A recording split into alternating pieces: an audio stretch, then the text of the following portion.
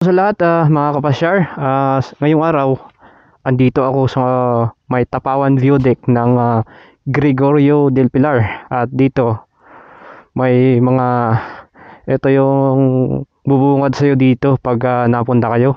Makikita nyo dito yung mga tourism site nila. At makikita nyo lahat dito yung pwede nyong puntahan dito sa may Gregorio del Pilar. So ngayon, andito tayo ngayon sa view deck nila.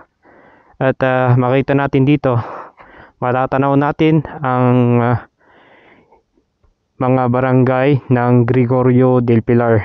Ito sa part na to. So part to ng Alfonso.